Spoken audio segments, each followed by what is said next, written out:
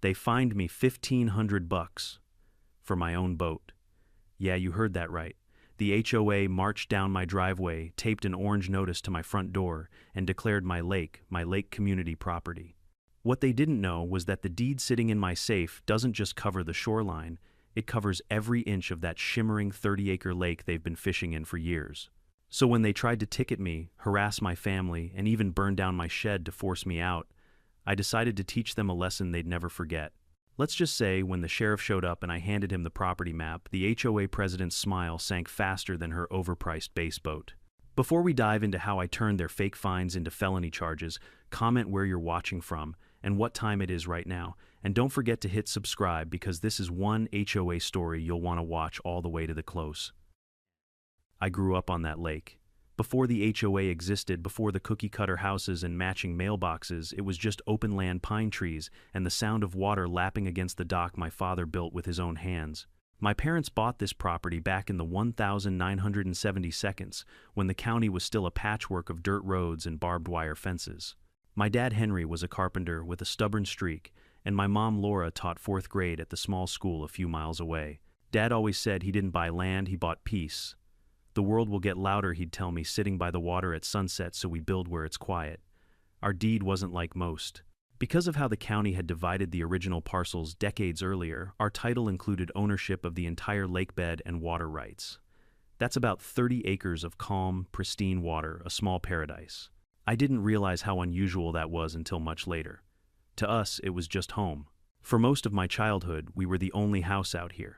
The nearest neighbor was half a mile away, a retired park ranger who traded fishing stories with my dad over a few beers. Everything changed when I was 12. That's when the developers came. Bulldozers growled through the woods, carving roads where deer trails used to be. Within a year, the hills across the water were covered in luxury homes, white vinyl fences, manicured lawns, and people who thought rural living meant bringing their city rules to the countryside. The sign went up soon after "Welcome to Pinecrest Estates," a deed-restricted community. At first, we didn't mind. Progress happens. But then a man in a crisp polo shirt knocked on our door one spring afternoon holding a fruit basket and a clipboard. "Good afternoon. I'm Greg from the HOA board. We're thrilled to have you as part of the neighborhood." My dad, wiping sawdust off his hands, raised an eyebrow. "We're not in your neighborhood." Greg chuckled like he didn't hear that. "Well, technically, all properties around Pinecrest are considered part of the extended community. We'd love to invite you to join the association. The benefits are tremendous. Maintenance standards, community events, shared access to the lake." That word made my dad's smile vanish. Shared access, Greg nodded eagerly. "Yes, the residents have a right to enjoy the lake as a community feature." I'll never forget the look on my dad's face. Calm, polite, but final. "Son, my wife and I own this lake, the whole thing. You're welcome to look at the records at the county office." Greg's expression flickered. "Oh well, sure, of course. But you might find your property value increases if you join. We do expect everyone to follow community standards." "We're happy as we are," Mom said, softly stepping beside Dad. Greg forced a smile. "All right, well, the offer's always open." He handed Dad a glossy pamphlet about the HOA fees, bylaws, and all, and left. We thought that was the end of it. It wasn't. A few months later, a letter arrived, neatly printed full of legal language. It informed us that our boathouse needed repainting. Our dock did not meet community safety standards, and the natural vegetation along the shoreline was unsightly and should be replaced with turf grass to maintain visual harmony. Dad read it at the kitchen table, his jaw tightening. "Visual harmony," he muttered. "They can harmonize somewhere else." He crumpled the letter and tossed it into the fireplace. That should have been enough to send a message. But Greg came back this time with 2 board members in matching polo shirts. They stood in the yard, pointing at our house, the dock, the flower beds, like surveyors on a mission. I watched from the window as Dad crossed his arms, saying little. When he came back inside, his voice was steady, but I could hear the frustration simmering underneath. "They're trying to strong-arm us into joining their little club," he said. "Told me our rustic aesthetic is lowering their property values." Mom frowned. "Can they make us change anything?" No, Dad said firmly. "We're not under their jurisdiction, but they sure acted like we were." Within weeks, more letters came. Some requests, some warnings. HOA members began strolling down our driveway like they were inspecting a public park. A few even walked right up to the dock to fish. When Dad confronted them, they smiled like they were the ones doing him a favor. "It's a community lake," one of them said. Our dues pay for neighborhood improvements. You can't just keep it private. Dad laughed a low, sharp sound that scared them more than if he'd yelled. Buddy, my parents didn't build this house, and I didn't grow up here just for you to tell me what I own. You're trespassing. That night, we put up a small sign, private property, no trespassing without permission. It didn't help much. Over the next year, we started getting random visits from county inspectors, building zoning, even animal control. Each time they'd sheepishly admit an anonymous complaint had been filed. My personal favorite was the call about dangerous wildlife. Our dangerous wildlife was a 12-year-old golden retriever named Buck, who loved belly rubs and tennis balls. Mom tried to keep peace. Maybe they just don't understand, she'd say. But Dad knew better. They understand just fine, he'd reply. They just think rules make them powerful. By the time I was 16, the tension had become routine.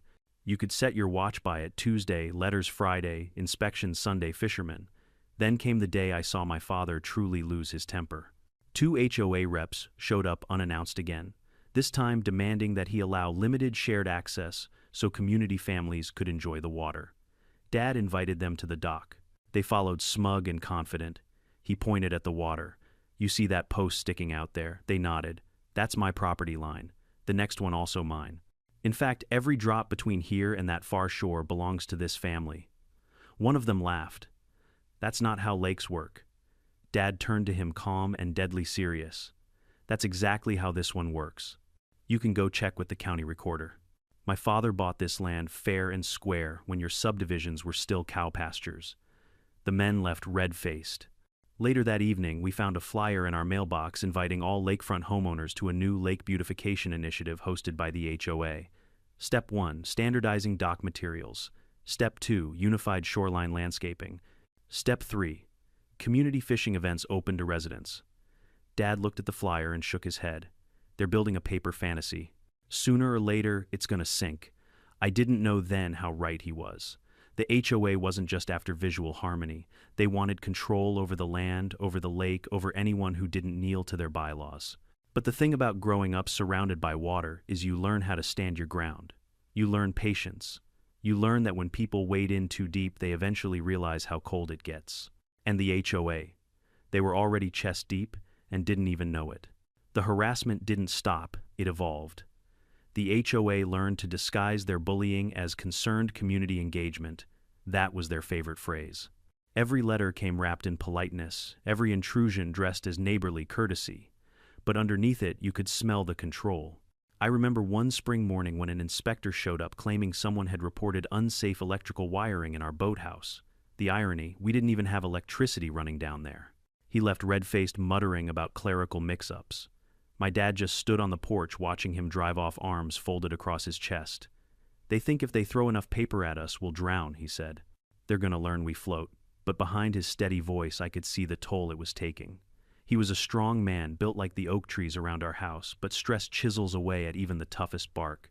He'd sit at the kitchen table at night, glasses low on his nose, flipping through another pile of HOA letters. Sometimes he'd just sigh, fold them neatly, and file them away, like evidence in a private war. Mom tried to stay hopeful. Maybe it'll die down, she'd say. They'll get bored. But she didn't believe it any more than he did.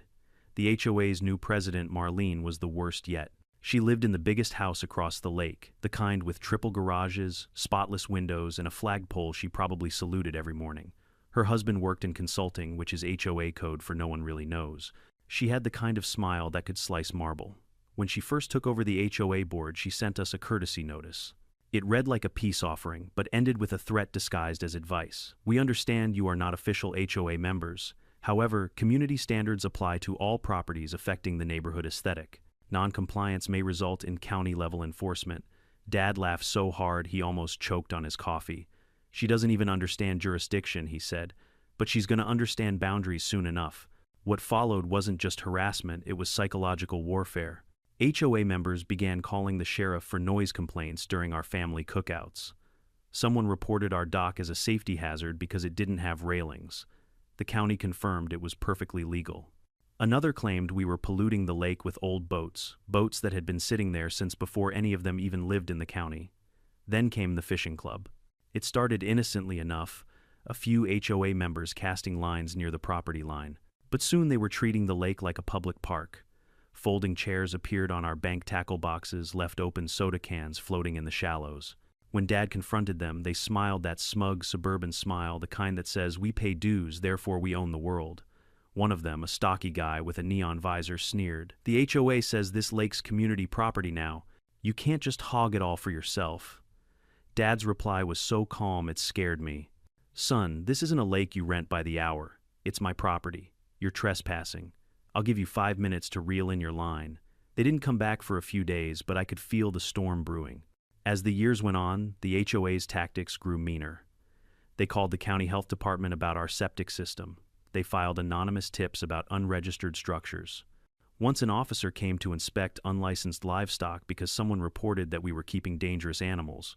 Turned out they meant Buck, the same old golden retriever who'd sooner fetch a stick than bite a burglar.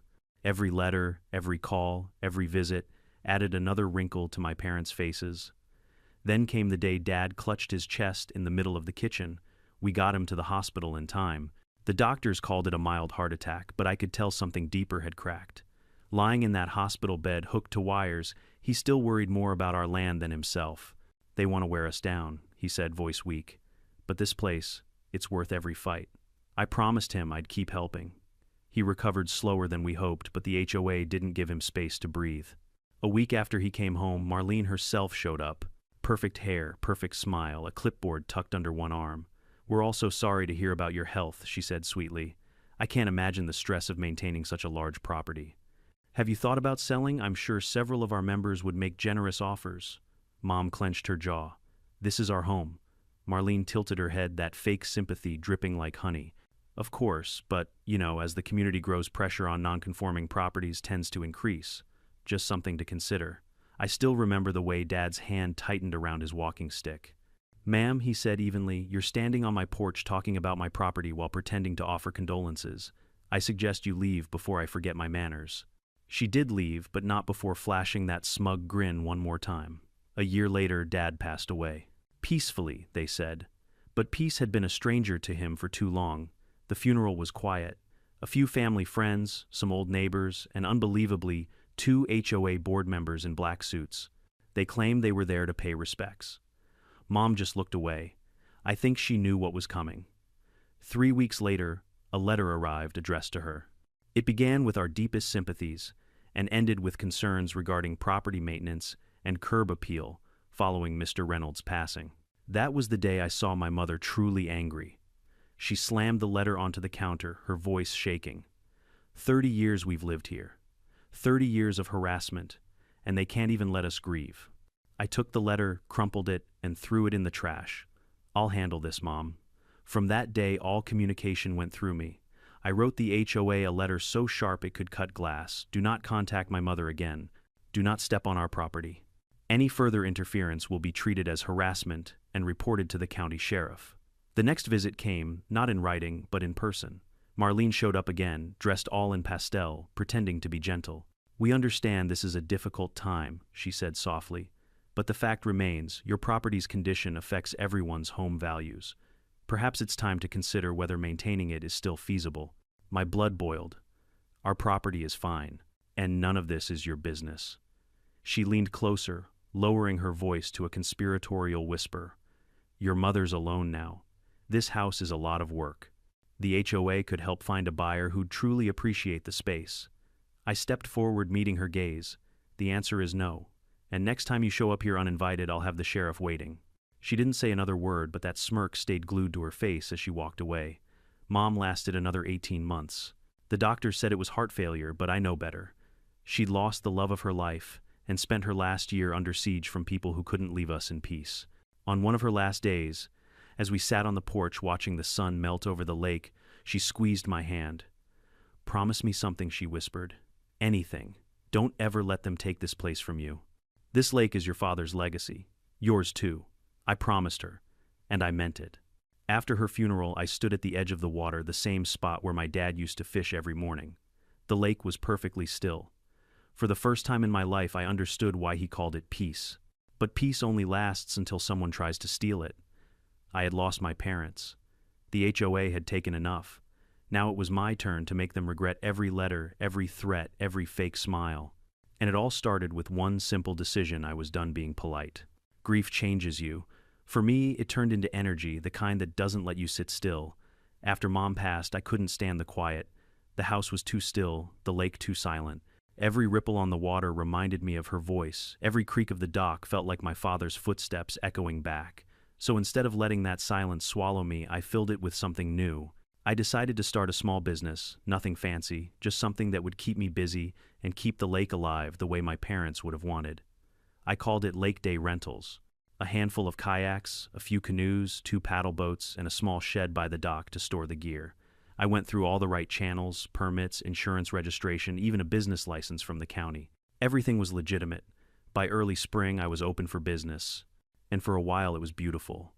Families would come by on weekends, kids laughing as they splashed around couples taking sunset paddles across the lake.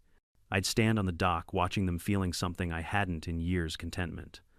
The sound of life returned to the water, not from HOA barbecues or noise complaints, but from people who respected the place. Word spread fast. Locals loved that it wasn't overcrowded like the public lakes. By the second month, I even started thinking about expanding, adding fishing, kayaks, maybe a few small rowboats. That's when the HOA noticed. It started one morning in early June. I walked down to the dock with a cup of coffee and stopped cold. There, taped to the door of my storage shed, was a bright orange notice that screamed, "Notice of Violation," in bold capital letters. The rest read like a bad parody of government paperwork. Unauthorized commercial activity and structures on community property. Fine $1,500. All boats and related equipment must be removed within 7 days to avoid further legal action. I laughed out loud. A long, genuine belly laugh that probably scared the ducks. Community property. This was my property, every inch of it, every plank, every fish under the water. They still didn't get it. I pulled the paper off the door and crumpled it into my pocket. I figured that would be the end of it. Spoiler alert, it wasn't. 3 days later, while I was showing a young couple how to use the paddles, a golf cart came speeding down my gravel driveway. I didn't need to guess who it was. Marlene. Same pastel cardigan, same smug smile, clipboard in hand, like she was auditioning for the Stepford Enforcers. "Excuse me," she called out loud enough to interrupt my customers. "I need to speak with you about your ongoing violations." I turned to the couple, forcing a calm smile. "Give me 1 minute, folks." They nodded, clearly uncomfortable. I walked over. "This is not a good time, Marlene. That's precisely the problem," she said, voice raised. "You're operating a commercial business on community property without HOA approval. You've been informed of this multiple times, and you've ignored it." "Community property," I repeated, still calm but starting to feel my jaw tighten. "Marlene, this isn't your community's property. It's mine. The business is fully licensed with the county, and your HOA has zero jurisdiction here." She smiled that politician's smile again, the one that pretends to listen while already planning its rebuttal. "You were warned 3 days ago," she said, waving her clipboard like a sword. "Since you've failed to comply, the fine has doubled to $3,000. Furthermore, the HOA board has voted to pursue legal action if you continue this unauthorized use of the lake." My customers were watching from the dock, wide-eyed. The woman whispered something to her husband. I felt embarrassment mixing with anger that Marlene had turned my quiet business into a spectacle. I took a slow breath. "I'm not discussing this here," I said evenly. "You're trespassing. Leave my property." "The lake is a community resource," she snapped. "Your family may own the shoreline, but the lake itself belongs to everyone." That was it, the smoking gun. They truly had no idea. I smiled. "If you say so. Now please leave before I call the sheriff." Her smirk faltered, but only for a second. She shoved the clipboard into my hands.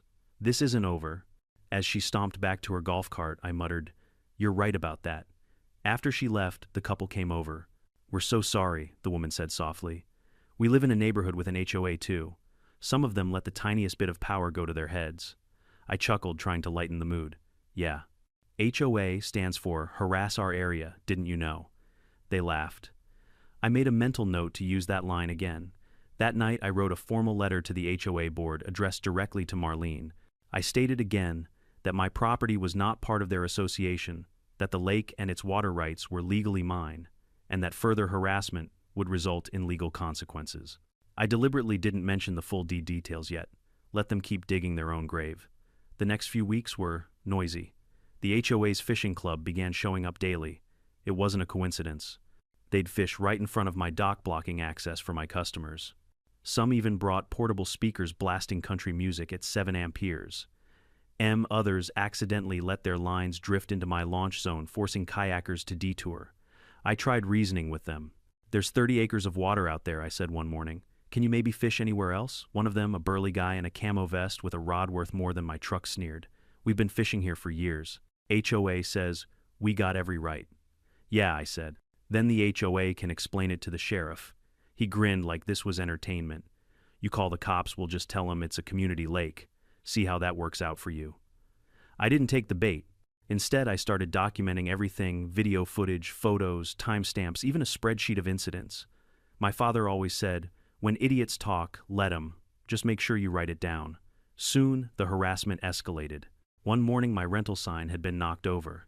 A few days later, I found trash bags dumped near my shed. Then, mysteriously, 3 of my paddles disappeared, only to reappear later when an HOA member proudly said he'd found them floating on the other side. It was all so childish, it almost would have been funny if it hadn't been deliberate sabotage. And then came the online reviews. Fake Google accounts started popping up. "Lake Day Rentals is illegal, unsafe, unlicensed business. Owner is hostile to community members." Each one had the same phrasing. Each one was posted within minutes of each other, and every one of them had no profile photo. Marlene's fingerprints were all over it. I contacted the platform to report the fake reviews, but it takes time to prove something like that. Meanwhile, my small-town reputation started to take hits. Bookings slowed down. Locals began asking if I was still allowed to operate, so I doubled down. I installed security cameras on the dock, motion lights, and a second lock on the shed. I even upgraded my insurance policy because when you're surrounded by people this petty, you prepare for the worst. And still, I refused to shut down. I could feel my parents with me in spirit, especially my dad. He'd face them with quiet dignity, but I had a different weapon strategy. Let them play their games. Let them print their fake fines, call their fake inspectors gossip at their little meetings. They were still playing checkers. I was already setting up chess. Because I knew something they didn't. This wasn't community property. It wasn't even shared access. Every drop of water, every fish, every blade of grass along the shoreline, they all belonged to one name on one deed. Mine. And sooner or later, they were going to find out the hard way. The nastiness had been getting worse every week, but even in my worst imaginings, I didn't picture flames roaring up the side of my shed at 2 a.m. It was Buck, my dog, my little shadow that saved me from sleeping through it. He started barking like someone had robbed the moon, a frantic, high-pitched alarm that pulled me from the fog of sleep. I stumbled to the window and saw the orange glow licking the trees beyond the dock. My heart dropped into my stomach like a stone. I ran outside in slippers and pajamas, the cold air slapping my face awake. The shed was an inferno, the whole front wall collapsing inward in a whoosh of sparks. Smoke rolled off the water in thick, choking curtains. For a beat I couldn't breathe, just stood there watching my life, my parents' legacy burn. I called 911 with shaking hands. The neighbors thought it was fireworks until the sirens cut through the night. The fire trucks arrived like a second storm. We fought it, but pieces of my business, kayaks, paddles, life jackets, decades of small repairs, and family memories were lost in the heat. The fire inspector arrived at dawn and said 2 words that landed like blows accelerant detected. Arson. The physical loss was bad enough. The emotional punch was worse. Those boats were more than inventory. They were my tether to a life that didn't end the day my parents left. Someone had taken a match to that tether, and it felt for a while like they'd burned the dock of my last refuge. And that would have been the end for most people. Not for me. I sifted through the charred remains the next morning, soot in my hair and a smell that would not leave my jacket for weeks. The security cameras that used to point at the shed had been spray-painted black before the fire. Whoever did this had planned ahead. Whoever did this wanted me to be blind. When Marlene showed up later that morning in her pastel golf cart of benevolence, I nearly laughed at the audacity. She stood at the edge of the driveway with a cup of coffee and that polished smile, surveying the blackened ruin as if she'd stumbled upon some unfortunate bonfire at a backyard barbecue. "Such a shame about your shed," she said, voice syrupy. "I'm so sorry this happened." She tilted her head and added almost conversationally, "Perhaps you were doing something you shouldn't have been doing out here." My anger buoyed up like a tide. "Are you seriously asking if I was burning my own property?" I asked. "Someone set my stuff on fire. Someone tried to destroy my livelihood. Where's your sympathy?" She fluttered her eyelashes like a courtroom actress. "Oh, I'm not implying anything. But perhaps this is a sign that commercial activities don't belong on residential property. Maybe it's time to consider moving somewhere more suitable. I'd lost my filter. I stepped forward so close she could see the grit in my teeth. "Get off my property," I said coldly. "Now." She left flippant, but I saw the way her smile tightened as she climbed into the cart. It was the look of someone who'd been cornered and was already planning her spin. The next day there was an envelope in my mailbox, no return address, a crude ransom note-style collage of letters from magazines. "Next time your house?" Whoever sent it wanted me spooked. They wanted me to run. They picked the wrong guy. That night I slept with one eye open and a pistol in the drawer, licensed, never used. I also called the sheriff's office, and the fire marshal gave them every scrap of detail I had and filed a report. The investigators were professional and sympathetic, but I knew how these things go in small towns. If the suspects are well-liked and wear polos, evidence goes cold like a forgotten beer. Two decisions crystallized in my mind like ice, forming on a pond rebuild, and make them pay attention to the law. First, I would rebuild the shed bigger, better, and smarter. Fire-resistant materials, reinforced locks, motion lights, and a security system wired not only to my phone, but to a professional monitoring company. I rebuilt with the insurance check, and I did it with a little defiance sewn into every board. Where they burned, I built back twice as strong. Second, I would stop letting polite letters and hollow smiles be my strategy. I called the lawyer my dad used years ago, a steady sort who smelled faintly of old paper and confidence, and set up a meeting. We sat at his oak table while he reviewed the deed, the property maps, and the chain of title. The ink on the pages confirmed what Dad had taught me. By the way he hammered and cut wood, the deed clearly and unambiguously included ownership of the lake bed and water rights. Not a mere shoreline claim, not a presumption, actual legal ownership. "You're sitting on ironclad title," the lawyer said, tapping the documents like he was checking for live coals. "This will make a lot of their assumptions look pretty foolish in court." I didn't want a courtroom battle just to prove a point. I wanted the harassment to stop. But there's a difference between wanting peace and letting predators keep prowling. The lawyer advised a two-pronged course. First, send certified legal notices to every household in the HOA, clarifying the property lines and revoking any informal permission the family had assumed they had. Second, post legally enforceable no trespassing signs around the perimeter of the lake. Doing that felt ugly at first. For years, my parents had let neighbors fish from the edge, launch a kayak when visiting, or bring grandma to feed ducks. It had been a neighborly trust, but that trust had been weaponized against us. Those days of casual permission had been weaponized into a right in the HOA's head. The arson changed the terms. So we sent the certified letters. Every mailbox on the HOA streets got a package copy of the deed survey sketches, a clear statement that the lake and lake bed were private property, and a legal notice revoking any past informal permissions due to documented harassment, vandalism, and arson. The packet explained that going forward, any unauthorized access would be considered trespassing and prosecuted accordingly. Then we put up the signs. Thick weatherproof placards at the main inlets and visible from the water private lake, "No trespassing, violators will be prosecuted." I made sure the language was precise and the placement legally defensible. I photographed each sign post-installation, recording GPS coordinates and timestamps. My phone buzzed with several angry messages from HOA group chats. "How dare you? You can't do that. We've used that lake for decades," but in those messages I also heard the fear, sour note I'd been waiting for. The sheriff's department started getting calls this time from me. They asked for records. I handed over the deed, the letters, the times I'd called about trespassers, the threats, the arson report. Evidence matters in these little legal wars. You don't win on righteous anger alone. You win when your paperwork is as tight as the hull of a well-built kayak. In the weeks that followed, the community reaction was a storm. A few people were genuinely upset. Some had childhood memories on the lake and resented the sudden formalization of what used to be a free-for-all. Some started a petition. The HOA president posted thinly veiled rants on a neighborhood forum. But more important than any outrage was this: the harassment slowed. Maybe they were afraid of the sheriff showing up. Maybe they were embarrassed. Maybe they were plotting. But they gave me breathing room I hadn't had in a long time. And breathing room was all I needed to rebuild both the shed and the strategy. The fire had tried to take my livelihood and burn my peace to ash.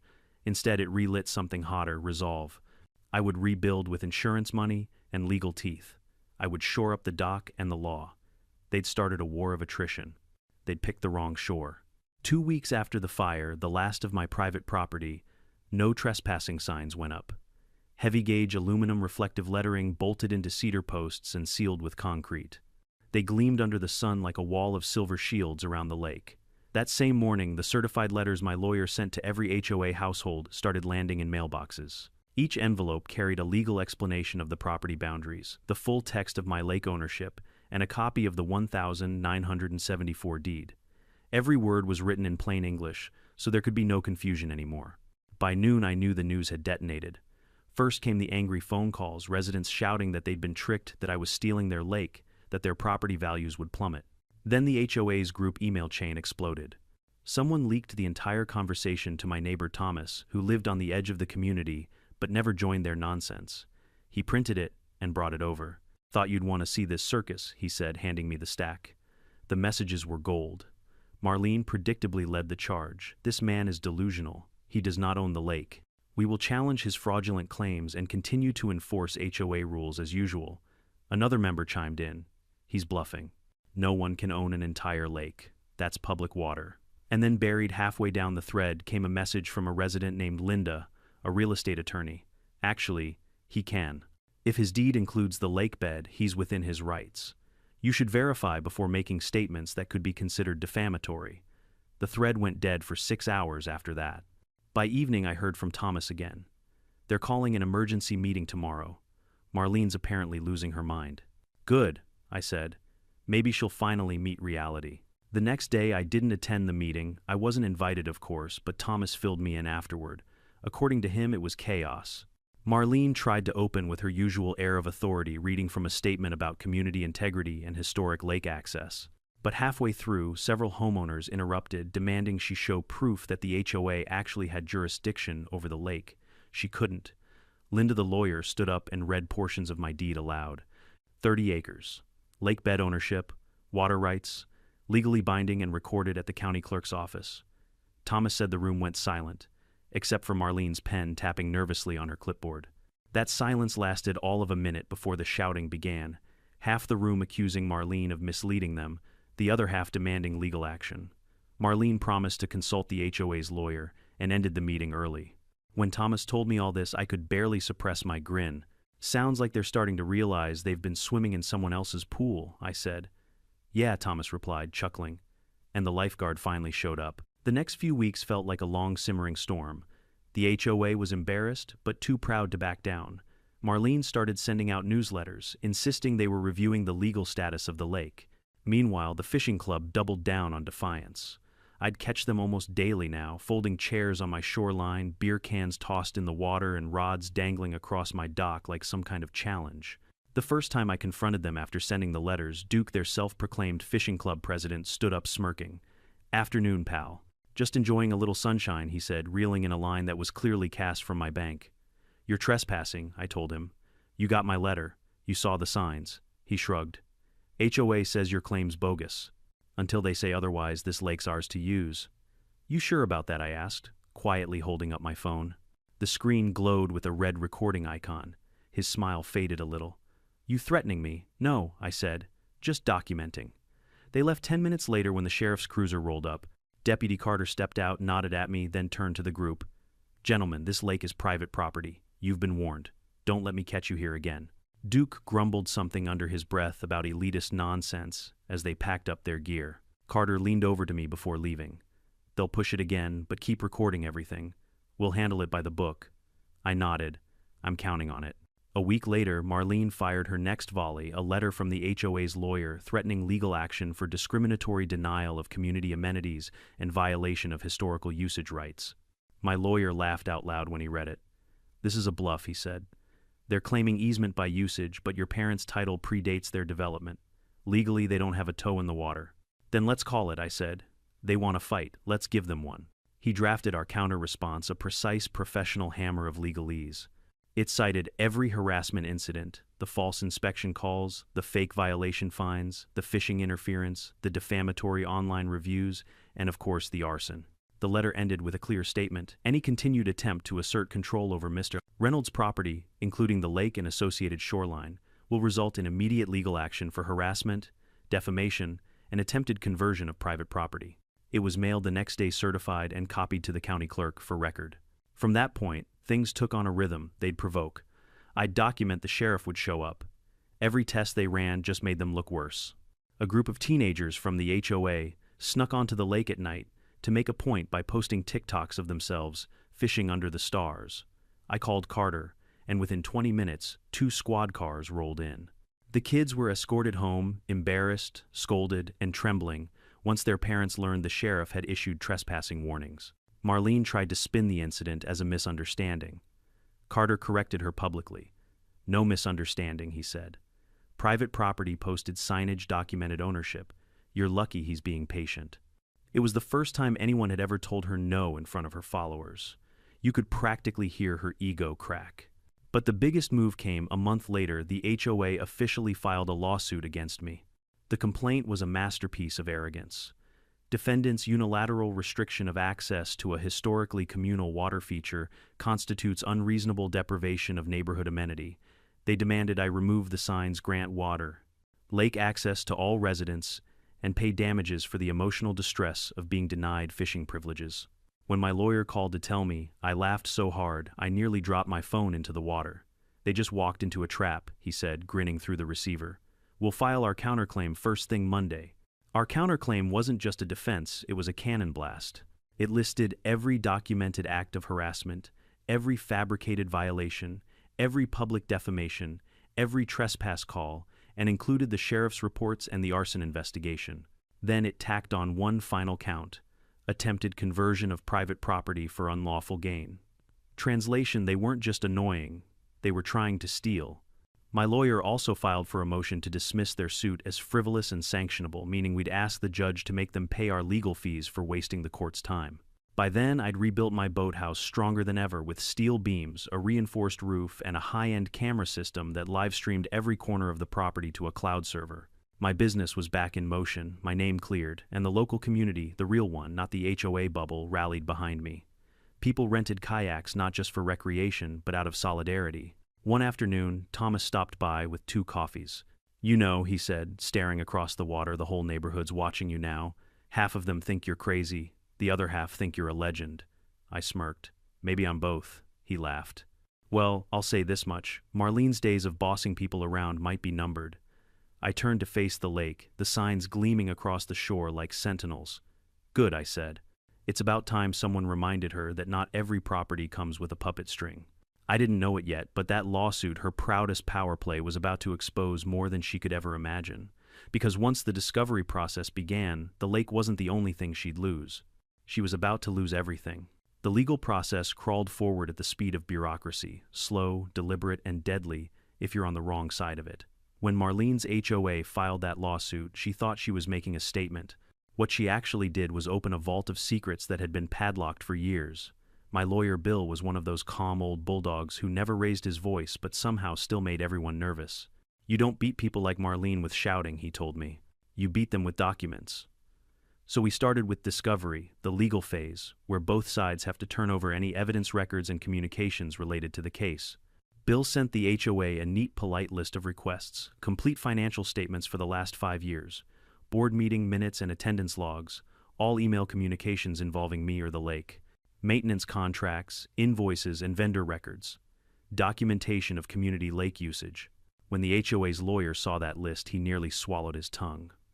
"These records are irrelevant," he protested in a pre-trial conference. Bill smiled like a man who'd just spotted an opening. "Then you won't mind handing them over, right?" The judge, a woman with the patience of a saint and the eyes of a hawk, ruled against them. All requested materials must be produced within 30 days. That was the beginning of their downfall. When the first boxes arrived, they were enormous banker's boxes full of papers, receipts, and emails printed out like they were afraid of technology. I spent nights at my dining table surrounded by stacks of files, yellow highlighters, and coffee rings. At first it was tedious meeting, minutes full of gossip and self-congratulations, purchase orders for flowers, repainting signs, holiday decorations. Then on a rainy Thursday evening I found it. A line buried in a board meeting summary from 3 years earlier. Discussion: apply enhanced enforcement tactics on Reynolds property until compliance or sale achieved. I stared at it for a long time. My parents were still alive then.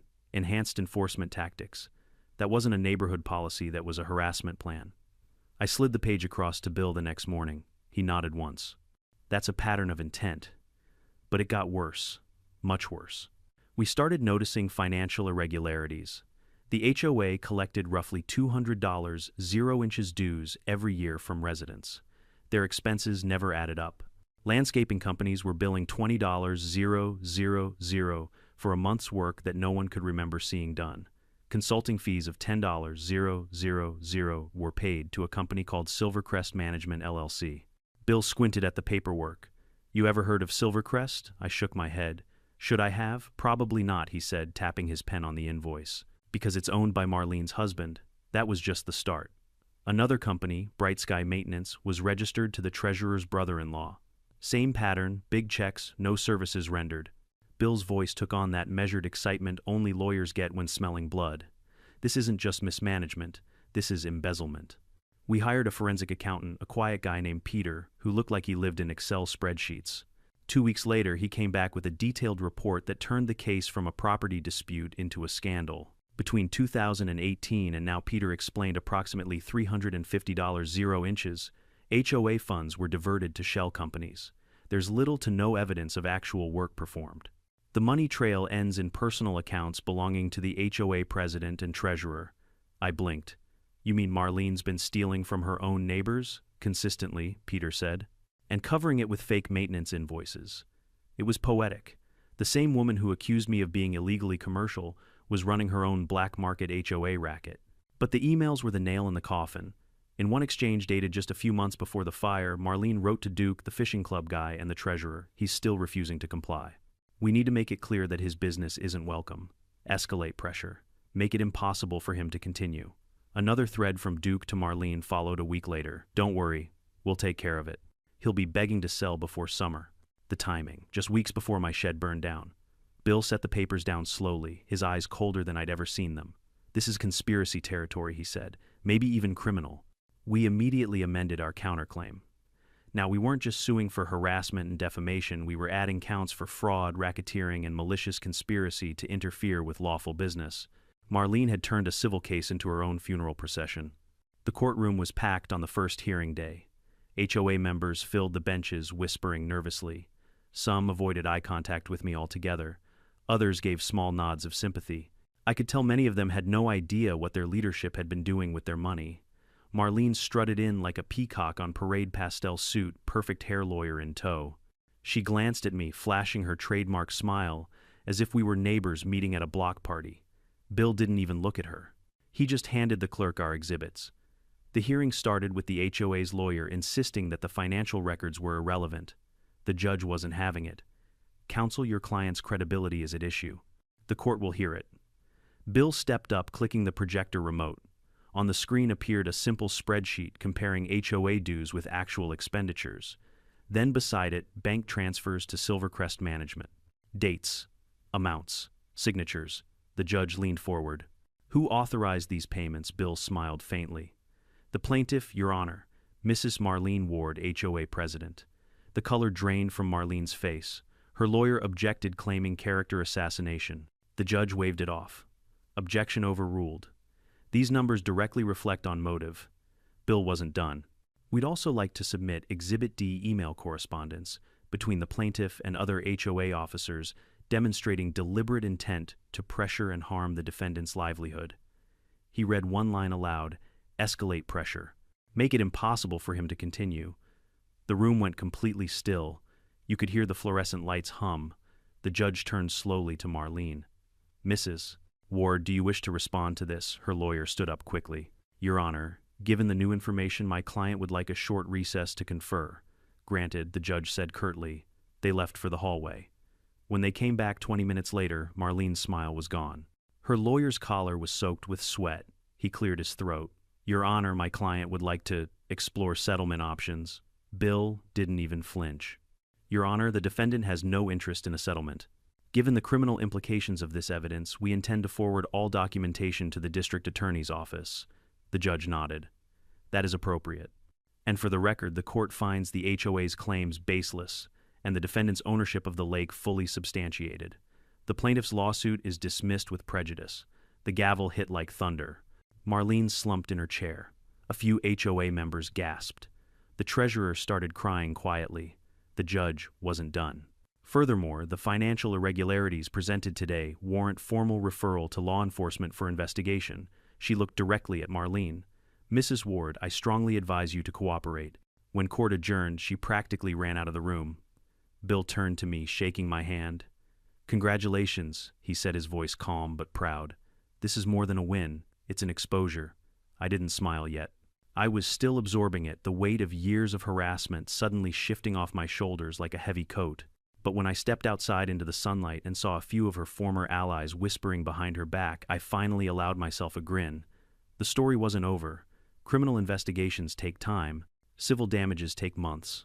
But I'd won something far more important that day, my peace. The HOA had tried to bury me in paperwork, fines, and lies. But in the end, they dug their own grave, with every fake invoice, every email, every arrogant assumption that no one would ever check the math. And the next phase, the fallout was going to be glorious. The morning after the verdict, the air around the lake felt different. Still, the same mist rising off the surface, same pine scent drifting through the air, but the silence had changed. For the first time in years, it wasn't the silence of dread. It was peace. The local paper ran the story. Within 24 hours, HOA board faces criminal investigation following fraud allegations. They even used a photo of the courthouse steps where I stood talking to my lawyer. My phone buzzed nonstop that day, neighbors, reporters, even a few HOA members offering awkward apologies. Within a week, the dominoes started falling. The treasurer resigned, first citing personal reasons. Then 2 more board members stepped down when residents demanded a financial audit. By the end of the month, the district attorney had formally charged Marlene and the treasurer with multiple counts of embezzlement, fraud, and misuse of community funds. Duke, the fishing club loudmouth, was also brought in for questioning about the arson. When the news broke, I sat on the dock that night with Buck lying beside me, staring at the water's reflection. The lake looked like liquid glass, perfect, unbothered. I remember whispering, "They tried to own you. Now they'll answer to you." But winning in court didn't mean everything suddenly got easy. The HOA was still technically operating leaderless, angry, and fractured. Residents didn't know what came next. Some wanted to dissolve it entirely, others feared losing structure, and a few diehards still believed Marlene was some kind of misunderstood visionary. That's when Thomas came knocking. He was one of the few people who'd stayed civil throughout the chaos, mid-40s, practical and allergic to drama. He showed up one afternoon wearing work gloves and a sheepish grin. "Got a minute?" he asked. "Sure," I said, setting down my wrench. "I just came from a community meeting. They, voted me in as interim HOA president while we sort this mess out." He scratched the back of his neck. "Believe me, I didn't volunteer. They needed someone who doesn't scream during meetings." I chuckled. "Sounds like you're the adult in the room." "Barely." He hesitated, then added, "Look, I wanted to come here personally to apologize for everything. For what they did to your family, for how long we all looked the other way. Most of us didn't know about the fraud or the harassment, but that's no excuse. I studied his face, no script, no fake sympathy, just sincerity. Apology accepted," I said quietly. He nodded, relieved, but he hadn't come just for that. "We wanted to ask about the lake." I raised an eyebrow. "The lake, yeah." He sighed. "A lot of residents grew up fishing here. Their kids did too. Since the ban, they've been pretty heartbroken. Now that the board's changed, we were wondering if there's any way to work out something fair, a system that respects your ownership but still lets folks enjoy it responsibly." I didn't answer right away. My first instinct was to shut it down completely. After everything they'd done, the idea of opening the lake to anyone from that neighborhood again made my stomach twist. But then I remembered something my mother used to say, "Don't let bitterness decide what peace should look like." "I'll think about it," I said. "But it has to be on my terms. Rules, fees, and zero tolerance for harassment." "Fair," Thomas said, smiling for the first time. "That's already more generosity than anyone expected." Over the next few weeks, the transformation in the community was almost surreal. The HOA, once a fortress of self-importance, collapsed under the weight of its own corruption. The remaining residents voted to dissolve it entirely and form a voluntary neighborhood association. No mandatory dues, no fines, no power to control private property. Just neighbors helping neighbors. Thomas became the first president of the new group, though he refused the title. Coordinator, he called himself. Less ego that way. He and I met several times to draft what became the Lake Access Agreement. It allowed residents to buy seasonal passes, limited, controlled, and conditional. Only those who signed the agreement and followed strict conduct rules could use the lake for fishing or recreation. A portion of the fees went toward maintenance and conservation. The rest helped fund safety equipment and cleanup initiatives. I also added a clause that became my favorite line in the whole document. Any act of vandalism, harassment, or attempted interference with private property shall result in permanent revocation of access and possible legal action. Thomas read it aloud during our meeting and grinned. That's the don't mess with the owner clause. Exactly, I said. When the new passes launched that spring, something amazing happened. Not only did people sign up, they followed the rules. The first few weekends were quiet, peaceful, and almost neighborly. Families came with coolers and kids cleaned up after themselves and treated the place with respect. It felt like the lake had finally healed one cast line at a time. Meanwhile, justice was catching up with the old guard. Marlene and the treasurer both took plea deals after the DA threatened to add racketeering charges. She ended up with 3 years in prison and a restitution order requiring her to repay the stolen funds. The treasurer got 18 months and community service. As for Duke, the self-appointed king of the fishing club, turns out one of his buddies rolled on him during questioning. He confessed that Duke had set the fire under Marlene's encouragement. Duke was convicted of arson and conspiracy and sentenced to 5 years in prison. I attended every hearing. I wanted them to see me sitting there alive, unbroken, owning the lake they'd tried to take. When the judge read the sentences, I didn't cheer or gloat. I just felt something inside finally settle. It wasn't revenge anymore. It was closure. By the following summer, Lake Day Rentals was thriving again. I'd expanded the fleet, added guided nature tours, and even partnered with local schools for environmental education programs. The irony wasn't lost on me. The same lake the HOA once tried to control was now teaching kids about respecting property and nature. The Voluntary Neighborhood Association worked with me on conservation efforts too. We organized cleanups, built birdhouses, and replanted native grasses along the shoreline. People who once viewed me as the grumpy lake guy now waved when they paddled by. Thomas and I would sometimes sit on my porch sipping coffee and shaking our heads. "Can you believe this used to be ground zero for drama?" he'd say. "Still is," I'd reply with a smirk. "Only now it's the good kind." He laughed. "You realize, right, that the new folks have no idea what went down here." "Good," I said. "Let them think it's always been this way. Peace doesn't need a backstory." 2 years later, I decided to take one last step, a permanent one. I worked with a land trust organization to create a conservation easement on the lake and the surrounding buffer zones. It legally protected the area from ever being developed or controlled by any future HOA corporation or local authority. The lake would stay, as it was natural, private, and safe for generations. When the paperwork was finalized, I felt something lift off my chest. For the first time in decades, I knew no one could ever bully, threaten, or find their way into owning what my parents built.